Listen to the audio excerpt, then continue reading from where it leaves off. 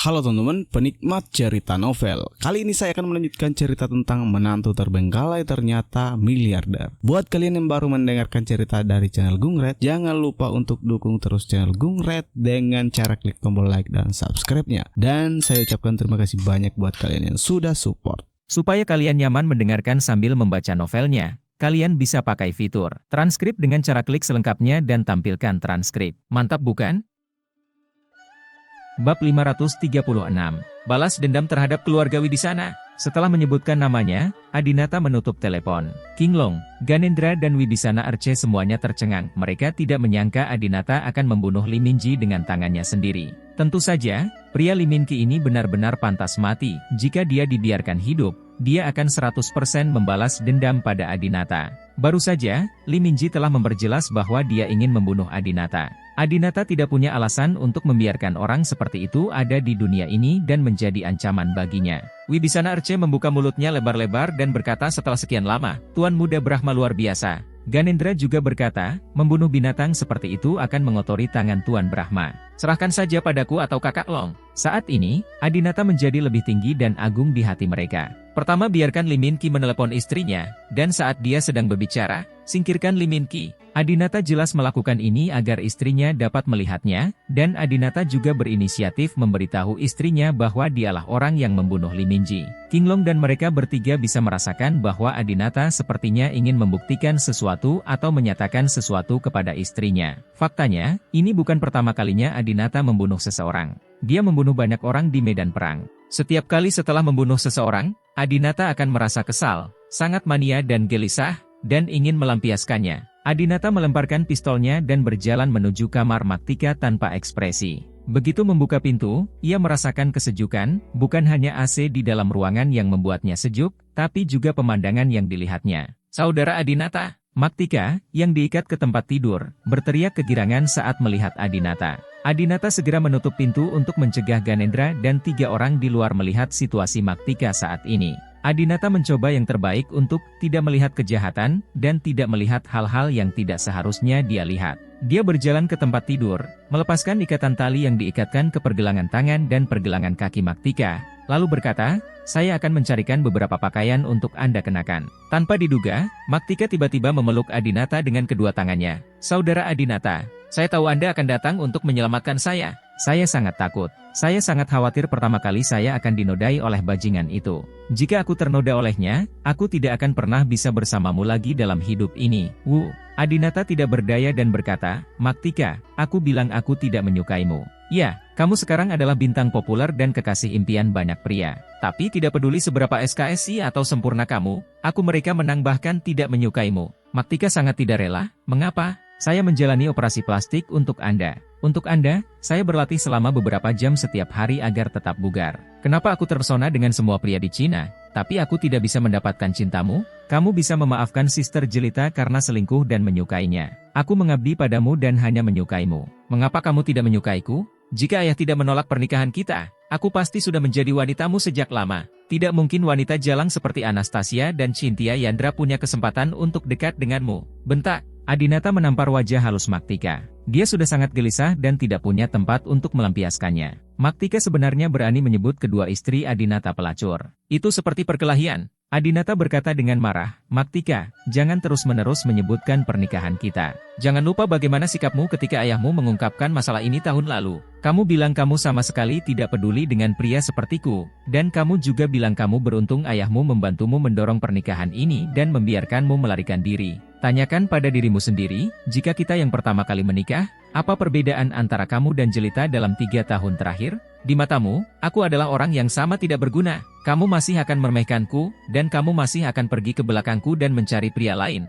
Maktika terdiam karena dia tahu apa yang dikatakan Adinata adalah benar. Jika keduanya benar-benar menikah, Maktika pasti akan hidup terpisah dari Adinata selama 3 tahun kehidupan pernikahan mereka, dan tidak akan membiarkan Adinata menyentuhnya. Mengenai selingkuh, Maktika masih muda, jadi dia mungkin tidak selingkuh secara fisik, tapi dia pasti akan selingkuh secara mental. Dia memiliki begitu banyak penggemar di internet, dan begitu banyak pria yang menyapanya setiap hari. Dia telah memanggil banyak pria sebagai suami. Meski begitu, Maktika masih menangis dan memeluk Adinata. Saudara Adinata, saya tidak akan melakukannya, saya benar-benar tidak akan melakukannya, saya tidak akan menyakitimu seperti Sister Jelita, percayalah padaku. Begitu mendengar nama Jelita, Adinata merasa sangat marah. Memikirkan rasa frustrasi menikah dengan keluarga Wibisana dalam 3 tahun terakhir, Adinata mau tidak mau menampar Maktika lagi.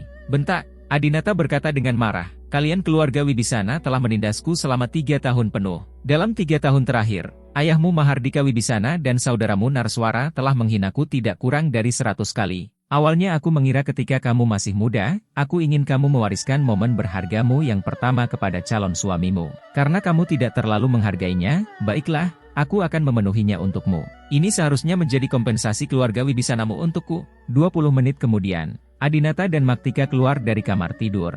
Dibandingkan dengan Adinata, yang dipenuhi dengan niat membunuh ketika dia masuk, Adinata saat ini jelas jauh lebih santai. Maktika, sebaliknya, tampak seperti wanita kecil, dengan senyum bahagia di wajahnya. Ganendra dan Wibisana Arce memandang mereka berdua dan terus tersenyum jahat. Bintang tercantik di Tiongkok, Wibisana Senyu, yang memiliki sosok luar biasa, ditangkap oleh tuannya. Wibisana Arce bercanda, Anda mengatakan bahwa jika penggemar pria Maktika mengetahui hal ini, mereka akan sangat marah hingga mereka akan melompat dari gedung dan bunuh diri? Haha, Qinglong tetap profesional dan serius seperti biasanya. Ketika dia melihat Adinata keluar, dia segera melangkah maju untuk melaporkan. Tuan, baru saja ada 1 mobil penuh orang yang keluar, semuanya bersenjatakan senjata. Mereka telah ditangani oleh orang-orang kami. Saya kira itu pasti seseorang yang dikirim oleh wanita itu. Wanita. Mendengar nama ini, Adinata merasa sedikit terharu. Wanita ini seperti janda hitam. Adinata berkata, Li Minji terbunuh. Dia pasti akan mengirim orang untuk mencari tahu kebenarannya. Kami telah menyelesaikan gelombang orang ini, dan dia akan segera mengirim lebih banyak orang. Tujuan kunjungan kita kali ini bukan untuk melawan wanita ini, tapi untuk menangkap Xuan Brahma. Tidak cocok tinggal di sini untuk waktu yang lama. Kita tidak perlu menghadapinya secara langsung. Segera evakuasi ke sini. Qinglong, iya. Saat Adinata hendak mengambil langkah, Maktika meraih lengan Adinata dan bertanya pada Jiao Didi, Saudara Adinata, mau kemana? Bolehkah saya mengikutimu? Adinata berkata, kamu harus kembali ke Tiongkok secepat mungkin. Menurutku postur wajahmu sempurna dan kamu tidak perlu pergi ke rumah sakit bedah plastik untuk perawatan. Karena kamu telah memutuskan untuk mengejar karir akting, kamu harus menyanyi dengan baik, berlatih menari, dan belajar keterampilan akting. Jangan menyesali begitu banyak penggemar yang mencintaimu. Maktika mengangguk, ya, saya pasti akan bekerja keras dan tidak mengecewakan saudara Adinata dan penggemar saya. Bab 537. Tangkap Xuan Brahma. Wibisana Zenyu, dewi yang membuat tak terhitung banyaknya pria di Tiongkok tergila-gila. Di mata generasi kedua kaya raya seperti Adinata, tidak lebih dari sekedar alat untuk melepaskan diri. Adinata meminta Qinglong mengirim seseorang untuk mengawal Maktika pergi. Kemudian, Adinata dan yang lainnya juga pergi dari sini. Mereka datang ke sebuah hotel bernama Park Hyatt, yang merupakan hotel mewah. Pemilik aslinya adalah Tian Brahma dan sekarang dipindahkan ke Adinata. Sebagai pemilik hotel, Adinata bisa menjamin keselamatan mereka di sini. Jam 9:30 malam, Adinata melihat lokasi Xuan Brahma di perangkat lunak penentuan posisi ponsel dan berkata, Xuan Brahma sudah mulai mengambil tindakan. Malam adalah kesempatan kita untuk mengambil tindakan. Qinglong, kami akan segera menyusul. Alasan mengapa Adinata tidak menangkap Xuan Brahma di siang hari adalah karena terlalu kacau di siang hari, dan mudah bagi Xuan Brahma untuk melarikan diri dengan bantuan kerumunan pusat kota yang kacau. Kali ini, ketika Xuan Brahma meninggalkan hotel pada malam hari, dia pasti pergi untuk berhubungan dengan apa yang disebut gadis di bawah umur tingkat peri. Ada pisau di kepala warnanya, tapi tidak ada cara untuk melarikan diri di bawah rok delima. Xuan Brahma sangat bernafsu, yang juga memberi Adinata kesempatan untuk menangkapnya. Adinata dan yang lainnya pergi ke sebuah kediaman di daerah kaya dan berhenti. Adinata melihat posisi Xuan Brahma di perangkat lunak penentuan posisi dan berkata, di sini, Xuan Brahma ada di dalam. Ganendra membuka jendela mobil dan melihat keluar, lalu berkata, haha, daerah ini tampaknya merupakan daerah yang paling kaya. Tuan muda Xuan Brahma sangat suka bermain dengan gadis-gadis kaya. Wibisana Arce, yang wajahnya diperban, juga berkata, posisi Tuan Brahma Xuan tidak bergerak selama beberapa menit. Apakah sudah dimulai? Hahaha. Ganendra berkata, itu benar, Tuan Brahma. Menangkap Xuan Brahma saat ini berarti menangkapnya dengan pasti. Dia bahkan tidak bisa menolak. Haha. Adinata juga tahu bahwa sekarang adalah waktu terbaik untuk menangkap Xuan Brahma. Jika dia melewatkannya kali ini, dia mungkin tidak akan pernah memiliki kesempatan lagi di masa depan. Adinata berkata, Ganendra, Xiao Wibisana, Kalian berdua tetap di dalam mobil, siap menemui kami kapan saja. Qinglong, turunlah bersamaku. Qinglong, iya. Adinata dan Qinglong berjalan di dekat lampu jalan di daerah kaya dan berkata, Qinglong, Zukue harus ada di dekatnya untuk melindunginya. Cari Zukue dan bawa dia pergi. Jangan biarkan dia pergi menjemput Xuan Brahma. Xuan Brahma, aku bisa masuk dan menangkapnya sendiri. Qinglong mengangguk. Baiklah, Tuan, hati-hati. Dengan mengatakan itu, Qinglong menghilang ke jalan malam yang gelap. Adinata merokok, berpura-pura bosan dan berjalan ke pintu kediaman Xuan Brahma. Kemudian dia melihat sekeliling dan melihat bahwa tidak ada seorang pun di sana. Dia dengan cepat melompat dan memanjat tembok menuju halaman. Tempat tinggal di tempat ini bukanlah gedung-gedung bertingkat, melainkan rumah-rumah yang mirip dengan rumah pekarangan di Beijing yang semuanya merupakan rumah keluarga tunggal. Namun, setelah memanjat tembok dan masuk, Adinata terkejut. Halaman yang luas sekali. Halaman di sini 3 atau 4 kali lebih besar dari halaman rumah Adinata dan Anastasia, dan penghijauan serta perabotannya beberapa kali lebih baik daripada halaman mereka. Adinata mengikuti posisi Xuan Brahma dan berjalan perlahan ke depan. Namun, setelah hanya mengambil 2 langkah, dia tiba-tiba melihat 2 pria berjas berjalan di depannya. Adinata dengan cepat bersembunyi di balik pohon tanpa ketahuan. Adinata bergerak maju dengan cepat, tetapi begitu dia mencapai paviliun, 2 pria berjas datang, mengobrol dan tertawa. Adinata segera keluar dari paviliun dan berbaring di tanah, agar dia tidak ditemukan. Begitu saya bangun dan berjalan tidak jauh, saya bertemu lagi dengan 2 pria berjas. Sial, siapa yang tinggal di sini? Kenapa pengawalnya banyak sekali? Adinata sedikit terkejut, dia mengira tempat ini hanyalah sebuah keluarga biasa di daerah kaya di negeri Han.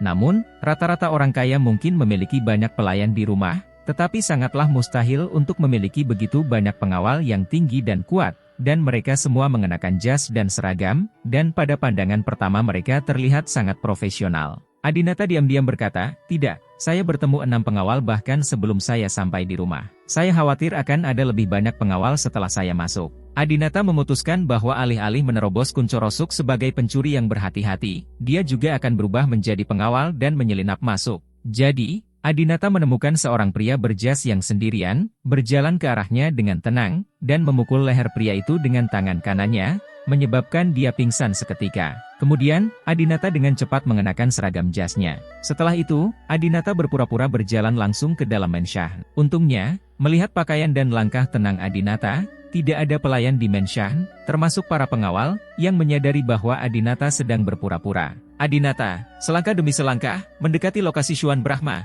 Bagus sekali, kita hanya berjarak 50 meter dari Xuan Brahma. Adinata akan segera bisa menangkap Xuan Brahma yang sedang berhubungan SKS.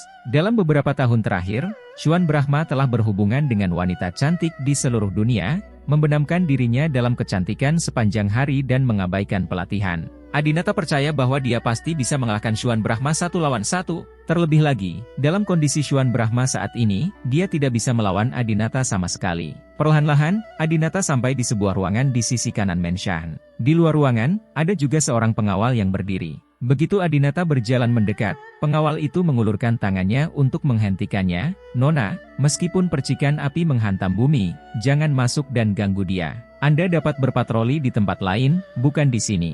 Han Adinata mengerti sedikit, tapi tidak terlalu baik. Adinata tidak mengerti apa yang dimaksud pengawal itu ketika dia mengatakan, percikan menghantam bumi. Namun, Adinata tahu bahwa orang ini tidak ingin dia ada di sini. Adinata tidak berkata apa-apa, mengangguk, berbalik, dan hendak pergi. Pada saat ini, kesadaran pengawal untuk berjaga-jaga juga langsung menurun. Pada saat ini, Adinata tiba-tiba berbalik, mendorong orang tersebut ke tanah, dan memukul leher orang tersebut dengan suntikan, menyebabkan orang tersebut langsung pingsan. Adinata tersenyum dan melihat ke pintu imut yang penuh pesona kekanak-kanakan. Kakak kedua, akhirnya aku menemukanmu. Adinata dengan cepat membuka pintu dan bergegas masuk secepat mungkin. Saat ini, memang ada seorang wanita seperti peri di ruangan itu, yang terlihat seperti bintang wanita Tiongkok yang memainkan peran gadis naga kecil.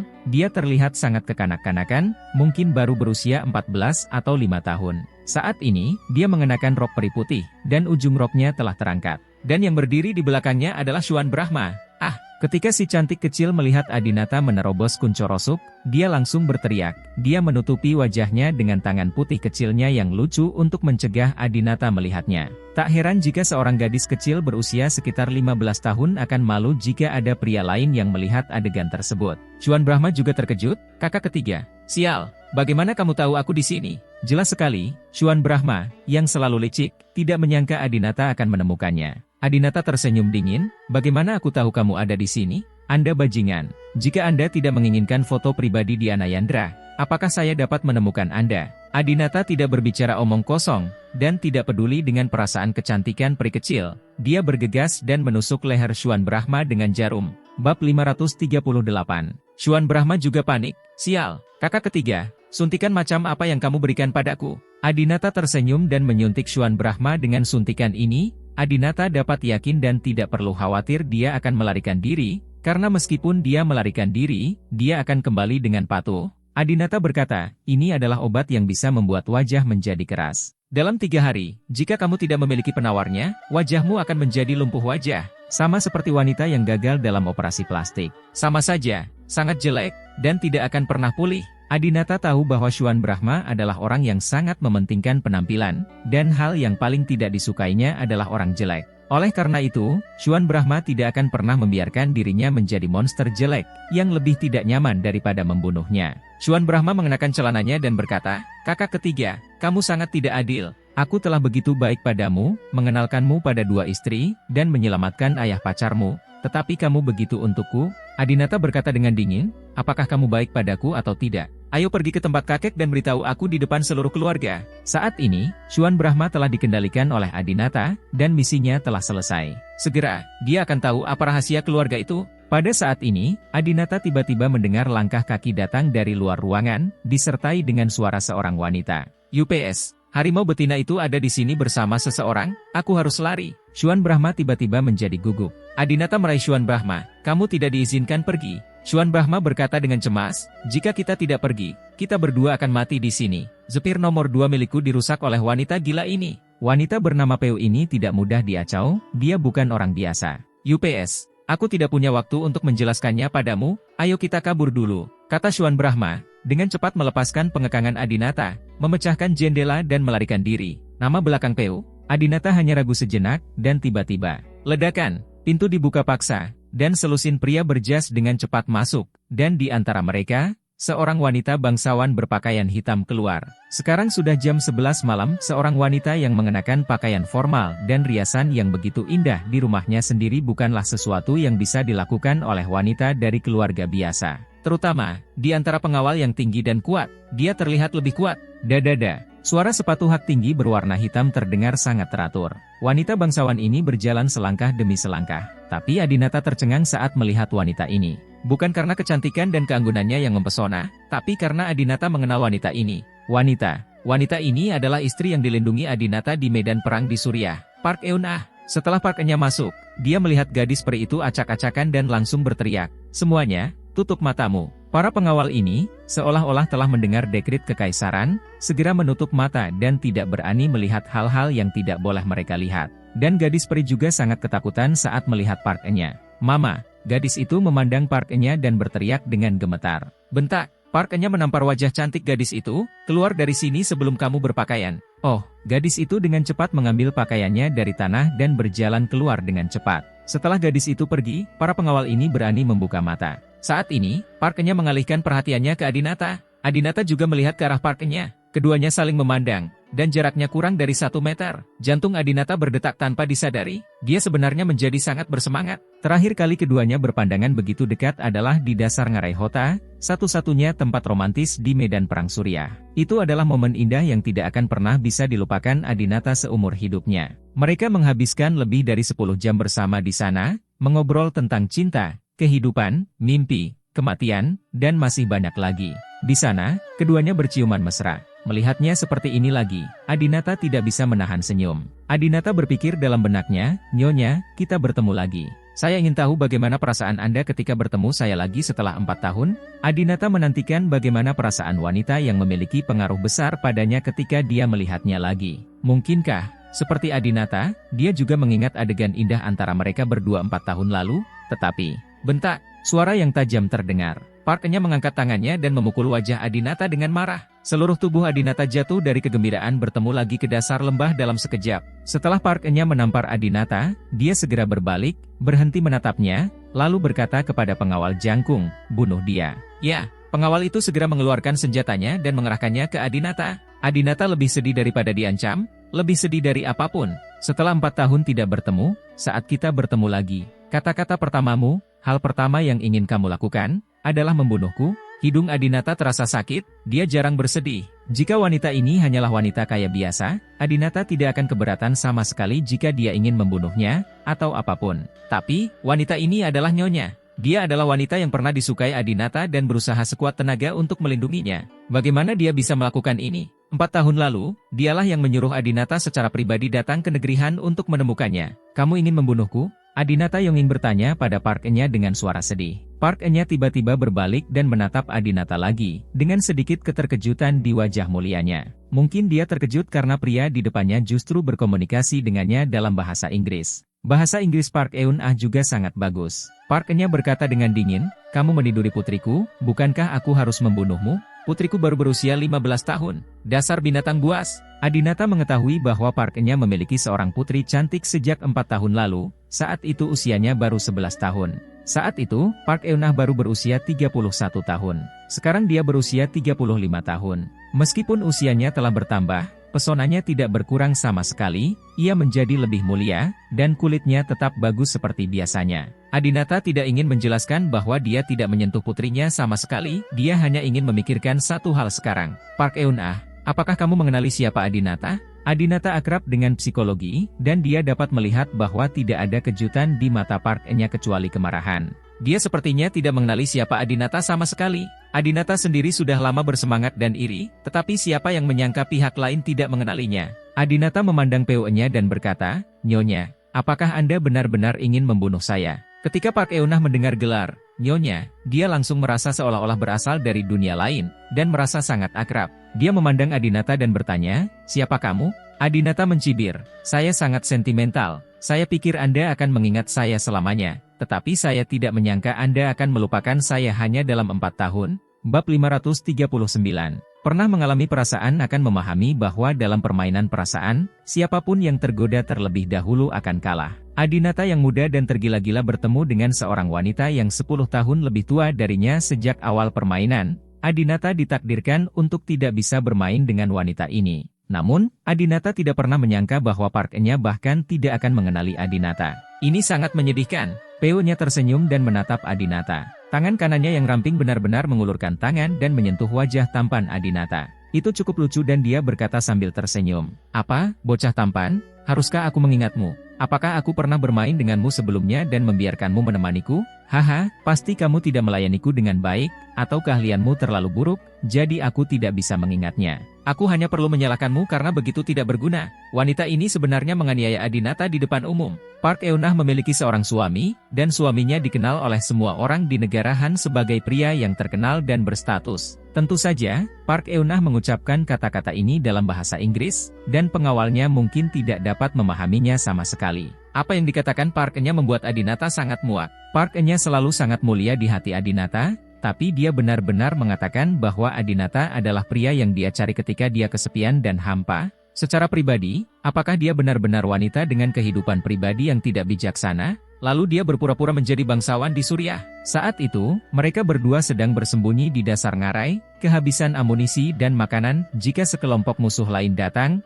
mereka berdua akan mati di sana. Sebelum meninggal, dia tidak mau berhubungan SKS dengan Adinata. Apakah dia akan seperti ini di saat normal? Park Eun-ah memanfaatkan keberadaannya di wilayahnya dan diawasi oleh banyak pengawal, sehingga dia menjadi tidak bermoral. Dia bahkan menampar wajah Adinata dengan tangannya. Adinata tidak tahan lagi selama 4 tahun, wanita yang selalu ada di hati Adinata dan tidak bisa mencintainya kini telah melupakannya. Apalagi dia menghina dirinya sendiri dengan mengucapkan kata-kata seperti itu. Bentak, Adinata menampar wajah mulia PO-nya dengan tamparan keras. Park Enya tertegun dan menutupi wajahnya, tidak percaya ada yang berani memukulnya. Ekspresi ini membuatnya tampak seperti dia belum pernah dipukuli sebelumnya dalam hidupnya. Pengawal lainnya juga menjadi gila, mereka semua ketakutan dan hendak menembak Adinata. Namun Park Enya menyambar pistolnya dan mengarahkannya ke Adinata, rambutnya sedikit berantakan karena tamparan Adinata. Dia mengarahkan pistolnya ke Adinata. Tahukah kamu bahwa tidak ada seorang pun di dunia ini yang pernah menampar wajahku? Adinata berkata dengan dingin, kamu menodongkan pistol ke arahku? Kamu ingin membunuhku? Kamu ingin menembak orang yang mengambil peluru untukmu. Park-nya tertegun sejenak, dan seluruh tubuhnya tiba-tiba menjadi lembut. Apa katamu? Adinata berkata, 4 tahun lalu, di Suriah. Jika saya tidak mengambil peluru itu untuk Anda, saya khawatir Anda akan mati. 4 tahun lalu, ketika situasi perang sedang kritis, seseorang tiba-tiba bersembunyi di rumput dan ingin menyelinap ke Park Eun-ah dan menembaknya. Saat itu, Adinata melarikan diri dengan Park-nya di pelukannya, dan sudah terlambat untuk menghindar. Karena Adinata mengenakan rompi anti peluru, tetapi Park Eun-ah tidak. Jika pistol mengenai Park Eun-ah, bahkan jika dia tidak langsung mati, dia akan mati karena berbagai keadaan buruk yang terjadi setelahnya. Adinata tidak tahu mengapa dia bersedia mengambil peluru ini untuknya. Mungkin dia tidak ingin melihat wanita cantik mati di medan perang, atau mungkin Adinata sudah jatuh cinta padanya saat itu. Tentu saja, setelah ditembak, tidak terjadi apa-apa karena dia mengenakan rompi anti peluru khusus keluarga Brahma. Dia bangkit dan melarikan diri bersama Park-nya. Namun, jika Adinata tidak memblokir tembakan Park-nya akan mati saat ini. Park-nya menatap Adinata lagi, dan untuk sesaat dia merasa seperti berada di dunia lain. Kamu adalah prajurit itu. Dia akhirnya mengingat Adinata. Prajurit, begitulah Park-nya memanggil Adinata. Dia tidak menanyakan nama Adinata, dia hanya memanggilnya tentara. Suara Park-nya sangat menyenangkan, dan Adinata merasa hangat setiap kali mendengarnya memanggilnya tentara. Park-nya akhirnya meletakkan senjatanya. Adinata benar, dia tidak bisa mengarahkan pistolnya ke seseorang yang telah mengambil peluru untuk dirinya sendiri. Park-nya tiba-tiba tertawa, mengapa kamu datang ke negeri Han? Adinata tersenyum dan berkata, untuk tidur denganmu, bukankah kamu menyuruhku datang ke negeri Han untuk mencarimu? Peu-nya tersenyum menawan, apa yang saya katakan adalah Anda akan datang kepada saya lagi ketika Anda menjadi terkenal. Jika Anda masih seorang prajurit kecil, Anda masih belum memenuhi syarat untuk menjadi laki-laki saya. Jadi, prajurit, katakan padaku, kemana saja kamu selama beberapa tahun terakhir ini? Tepat pada saat itu, telepon Park-nya berdering. Halo. Park Eun-ah mengulurkan tangan rampingnya dan mengambil iPhone-nya. Nyonya, informasi Adinata telah ditemukan dan telah dikirim ke ponsel Anda, kata orang di ujung telepon. Tahu, Park-nya menutup telepon dan membuka pesan terbaru yang diterimanya. Sebelumnya, Lee Min-ki Park Eun-ah terbunuh, jadi dia mengirim seseorang untuk menyelidiki informasi Adinata. Begitu dia membuka informasi yang dikirim oleh bawahannya, yang terlihat adalah foto Adinata. Saat melihat foto ini, Park Eun-ah langsung terkejut karena dia terlihat persis seperti prajurit di depannya. Apakah kamu Adinata yang membunuh Lee Min-ki? Park-nya berkata dengan heran. Tiba-tiba, semua pengawal yang hadir ketakutan, mengetahui bahwa Adinata adalah orang yang berbahaya, dan bersiap untuk menaklukkan Adinata. Adinata tahu bahwa jika dia membunuh Lee Min-ji, dia akan dibalas oleh mereka kapan saja, jadi dia segera mengambil tindakan. Saya melihat Adinata menarik Park-nya ke depannya dengan kecepatan kilat, mengambil pistolnya, mengarahkannya ke kepalanya, dan kemudian menyanderanya. Letakkan, Bu. Jika kamu berani menyentuh sehelai rambut istriku, aku akan memotongmu menjadi beberapa bagian. Adinata mengabaikan pengawal ini dan berkata kepada Park-nya, keluarkan semua orangmu. Dengan pistol diarahkan ke kepalanya, Park-nya tidak berani tidak melakukan apa yang diperintahkan, dan meminta semua orang meninggalkan ruangan dan menutup pintu kamar. Kini, Adinata dan Park-nya sudah dekat satu sama lain, dan Adinata bisa dengan jelas mencium wibisanai Park-nya. Karena dia telah berhubungan dengan wanita cantik seperti Jelita, Cynthia Yandra dan Anastasia, dia, seorang pria straight, juga tahu banyak tentang parfum dari merek besar. Namun, Adinata belum pernah mencium aroma parfum Park-nya. Baunya sangat harum, sangat elegan, sangat menarik. Saat ini, Park-nya berkata, oke, semua anak buahku sudah keluar.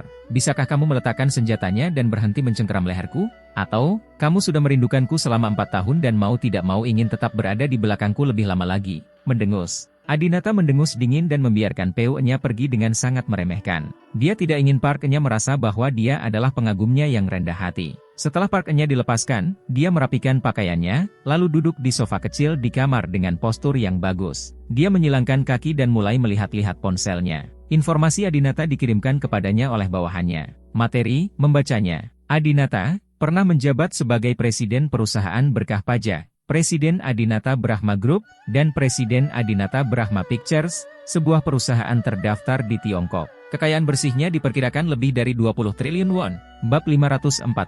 Menghembuskan nafas biru, dan sedikit kejutan melintas di wajahnya yang anggun. Adinata, sebaliknya, tersenyum arogan dan diam-diam berkata di dalam hatinya, bagaimana kabarmu, Bu? Saya tidak menyangka prajurit kecil di medan perang saat itu akan menjadi triliuner sekarang. Saat itu, sejak Peu-nya meninggalkan medan perang, Adinata bersumpah bahwa suatu hari dia akan membiarkan wanita sombong ini, yang meremehkannya, mengetahui identitasnya. Dia ingin wanita ini menyesal karena menolaknya di ngarai. Namun Park-nya hanya sedikit terkejut dan tidak terlalu bersemangat. Dia terus mencari informasi Adinata, dan kemudian melihat foto Adinata dan Anastasia duduk di kereta emas Inggris. Oh, apakah ini kereta emas Ratu Inggris? Adinata tersenyum dan menjadi lebih bangga. Mustahil bagi wanita dari kelas atas negara dingin seperti Park-nya untuk tidak mengetahui apa artinya memenuhi syarat untuk menaiki kereta emas Ratu Inggris. Tentu saja, kereta itu sama sekali bukan kereta emas Ratu, melainkan milik keluarga Brahma. Namun, keluarga Brahma adalah keluarga rahasia, dan Adinata tidak akan membeberkan keluarganya kepada Park-nya dengan mudah. Status dan kekayaan yang terlihat di permukaan saja sudah cukup membuat wanita ini takjub. Namun, Adinata tidak pernah menyangka setelah melihat foto dan informasi Adinata, Park-nya akan mengunci layar ponselnya dengan jijik. Lalu, dia menatap Adinata dan berkata, "Itu saja?" Adinata tercengang, dia tidak menyangka Park-nya akan mengatakan kata-kata seperti itu. Apakah ini tidak cukup? Adinata bertanya. 20 triliun won, ditambah akses terhadap koneksi dengan keluarga kerajaan Inggris.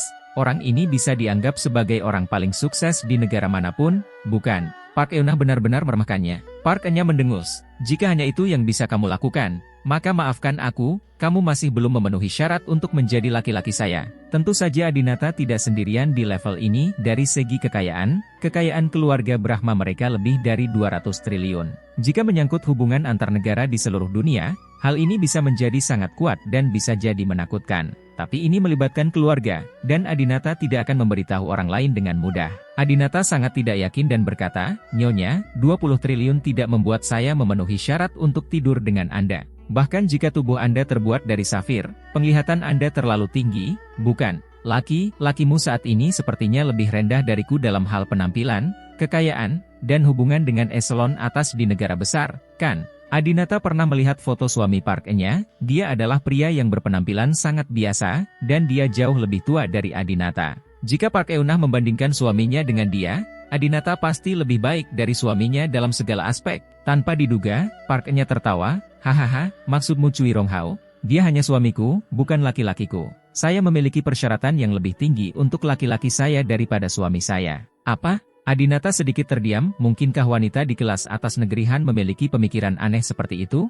Secara umum, setidaknya bagi wanita Tionghoa, jika mereka mencari kekasih, suaminya akan memiliki status sosial dan kekayaan yang lebih tinggi, dan kekasih yang mereka cari tidak akan sebaik suaminya dalam hal kekayaan dan kemampuan. Kenapa sebaliknya ketika Anda sampai ke Park Eun-ah? Adinata tidak ingin terus berdebat dengan Park-nya, tujuan awalnya hanya untuk membuat Park-nya menyesal, dan dia tidak benar-benar ingin terjadi apa-apa dengannya. Tidur dengan Maktika sudah membuat Adinata merasa sedikit malu pada Anastasia dan Cynthia Yandra, dan Adinata tidak akan pernah melakukan kesalahan apapun kepada mereka lagi. Padahal dia sudah ingin tidur dengan Park Eun-ah selama 4 tahun.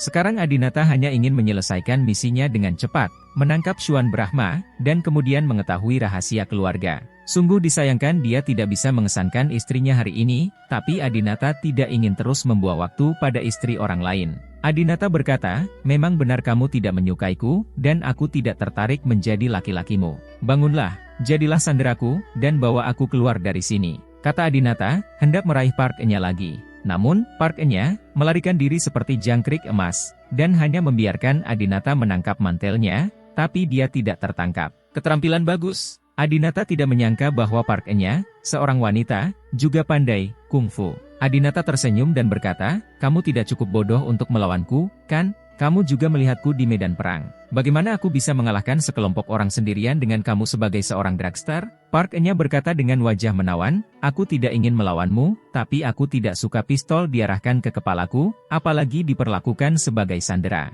Aku akan memanggil kapten keamananku dan membiarkanmu pergi dengan selamat." Karena itu, PO-nya menelepon dan meminta anak buahnya untuk membiarkan Adinata pergi. Lalu, Park-nya berkata kepada Adinata, "Oke, kamu boleh pergi." Adinata berdiri diam sejenak. Dia mendengar bahwa penjaga keamanan di luar pintu semuanya telah pergi. Namun, dia tetap tidak berani keluar sendirian. Adinata berkata, "Maaf, Nyonya, saya tidak mempercayai Anda. Lebih aman bagi Anda untuk menjadi sandera saya dan membawa saya keluar secara langsung." PO-nya tiba-tiba mengulurkan, apa yang harus aku lakukan? Tiba-tiba aku merasa lelah sekali dan sangat ingin mandi. Aku pergi mandi. Pokoknya, Aku sudah berjanji akan melepaskanmu, itu bisa saja dianggap sebagai pengimbang waktu terakhirmu. Selamatkan aku, kita berdua sudah bersih sekarang. Percaya atau tidak, dan berani melangkah keluar, itu urusanmu. Sambil berkata begitu, Park-nya berjalan menuju kamar mandi di ruangan ini. Kamarnya besar dan memiliki kamar mandi terpisah. Setelah dia masuk, dia segera berbaring di bak mandi dan mandi. Sialan, wanita ini. Adinata tidak tahu harus berbuat apa untuk sesaat. Jika dia keluar begitu saja, jika Park Eun-ah berbohong padanya, dia akan ditangkap oleh orang-orang Park Eun-ah. Tapi Adinata bahkan tidak bisa mengeluarkan Park-nya dari kamar mandi. Adinata berdiri di pintu kamar mandi, ragu-ragu. Akhirnya, Adinata tidak bisa menahannya dan membuka pintu kamar mandi. Seluruh tubuh PO-nya ditutupi busa.